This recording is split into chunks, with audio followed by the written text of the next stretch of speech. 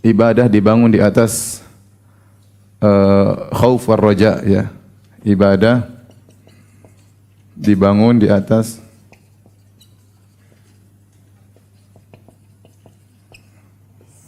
al-khauf dan ar-raja. Dan ar-raja, berharap, ya.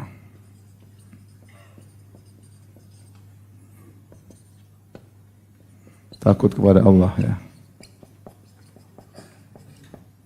Jika seorang khaufnya kurang, ya, maka dia akan terjerumus dalam al-amnu min makrillah. Jika khaufnya kurang atau tidak ada kepada Allah, maka terjerumus ke penyakit, rumus ke al-amnu min makrillah.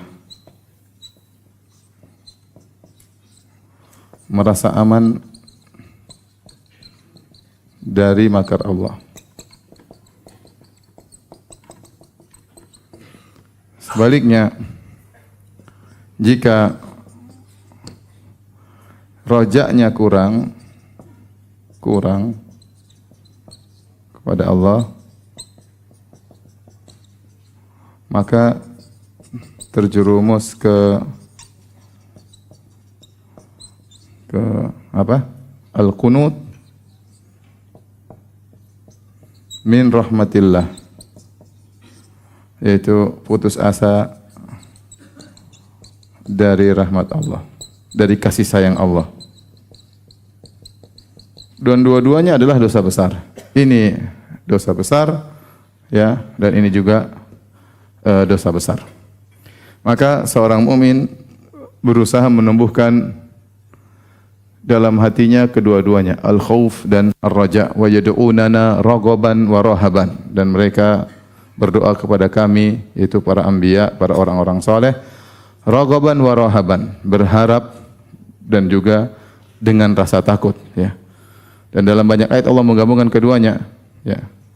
Amman huwa qanitun ana al-laili sajidan wa qa'iman yahdharul akhirata wa yarju rahmata rabbih. Dan apakah sama dengan orang yang bangun di malam hari, kemudian sujud, berdiri, salat malam, ya. Kemudian yahdharul akhirah, takut kepada akhirat, wa yarju rahmata rabbih, dan dia berharap kepada rahmat Allah. Maka mukmin yang sejati ada yang menggabungkan antara khauf dan ar-raja, menggabungkan antara khauf dan ar-raja.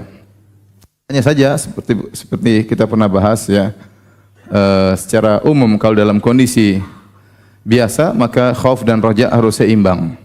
Namun sebagian ulama berpendapat jika dalam kondisi, ya, seorang terjerumus dalam kemaksiatan, ya, maka dia kuatkan rasa khaufnya agar dia kembali kepada Allah Subhanahu wa taala. Dan jika dia dalam kondisi akan meninggal dunia, maka hendaknya dia menguatkan rojaknya, sebagaimana sabda Nabi sallallahu alaihi wasallam, la yamutanna ahadukum illa wa huwa yuhsinu dhanna billah. Jangan sekali-sekali salah seorang dari kalian meninggal dunia kecuali dalam kondisi dia berbaik sangka kepada Allah Subhanahu wa taala. Maka dalam kondisi akan meninggal dunia seorang berusaha memperkuat rojaknya. Namun dalam kondisi biasa stabil antara khauf dan roja. Kita sudah bahas khauf pada pertemuan yang lalu. Apa yang dimaksud dengan roja, ya?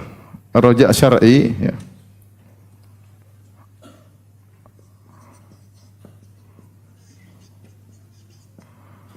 Roja yang disyariatkan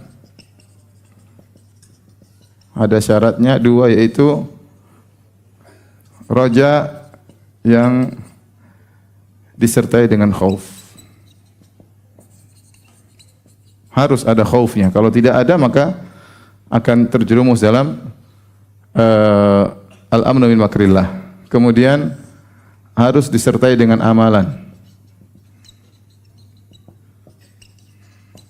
Bukan hanya roja yang hanya saya berprasangka baik kepada Allah tapi enggak pernah beramal saleh. Ini namanya tertipu, terpedaya.